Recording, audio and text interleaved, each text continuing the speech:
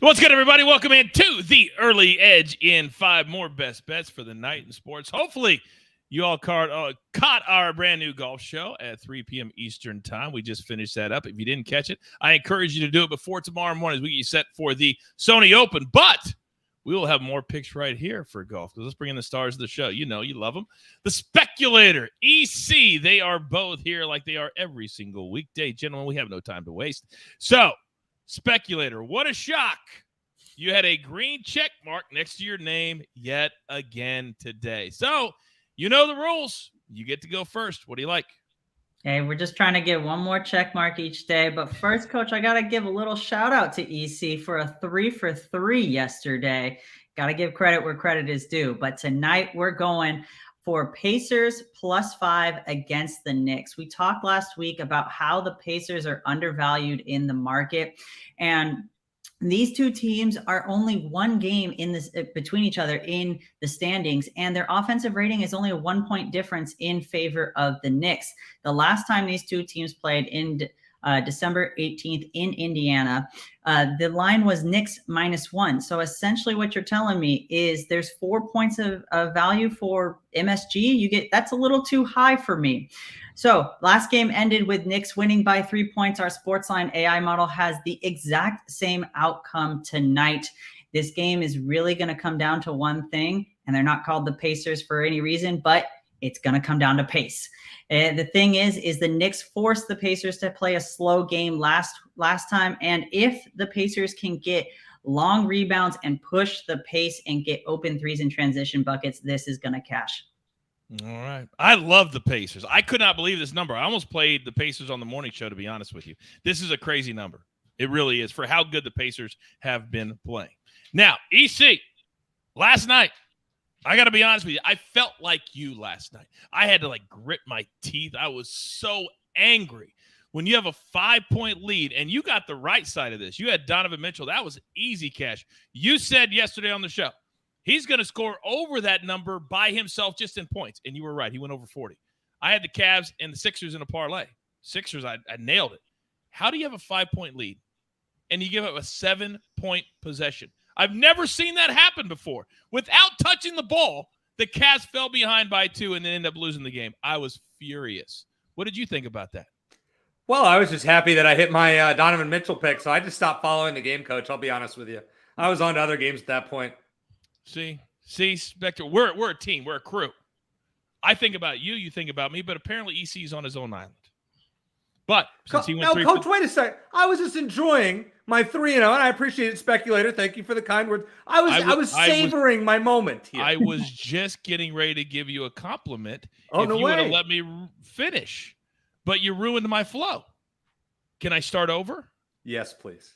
Since he went 3-0 last night, he gets to go last in the Maestro spot today. I'm honored, Coach. Thank you. I just spilled my drink because of you. I just spilled my drink because of you. I have that effect on people. All right, let's go. We got 2 plays for tonight. Whoa. Whoa. What are you doing? What? Oh, I haven't given mine out yet. Oh, I thought, sorry. You're the Maestro spot. You got to go last, buddy. Do you know what the Maestro spot is? Yes, it's batting cleanup. I know. Let me get my little one pick out here. Timberwolves, Pistons, over 230. Pistons scored 130 by themselves last night, and the Timberwolves have been a pretty good over team. I'm just not as excited anymore as I was 30 seconds ago. All right, EC, it's your show. You go ahead. Floor is yours.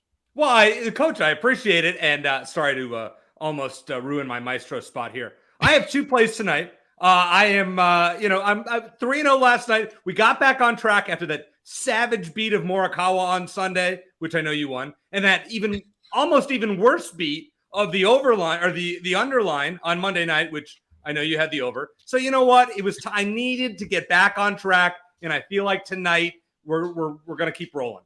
Virginia Tech and Syracuse, an ACC matchup, over 141. Syracuse played 10 games at home. 9 have reached or exceeded this number. 2 of the 3 road games for VTech. They played 3 true road games. They've ended up 77-75, and the other one went to overtime. Both teams are averaging over 74 points a game. I'm thinking this game gets into the 150s and we're getting free throws. So I feel pretty confident about that. All right. Now on to the NBA. Since you guys are so good at NBA picks, I feel like I almost have to try to fit in and throw a pick out most nights, right? Dejounte Murray. And I know, Speculator, you kind of questioned me on this one earlier. The original over-under was 30.5. Now it's up to 37.5 because Trae Young is out with some kind of illness. In 3 games against the Bucks this year, he had 32 PRA, 32 PRA. And oh, wait, when Trae Young didn't play, he went for 25, 8, and 11 on November 7th. That adds up to 44 in a 117-95 win by Atlanta. No Trae Young. So watch out for the Hawks tonight. Dejounte Murray likes to take a lot of shots. He's averaging 19 shots per game this season against the Bucks in 3 games. And since December, in the 12 full games he's played, he's taken at least 17 shots 11 times in those 12 games. He's going to be shooting, I'd say, over 20 times. I'm going to see like a 25, 8, and 8 line for Murray tonight. And I think this one goes in the 40s and cashes rather easily. Now, Coach, I couldn't give out Wednesday picks if it wasn't about golf because, I'm trying to audition for your golf show. Last week, we came so close to cashing my first tournament. I was so excited. I was like, Coach, you got to put me on now. I'm a genius. And then Morikawa does that. So we're back at it with 3 plays for the Sony Open. Okay? I got a couple of trends. I'm going to make this quick.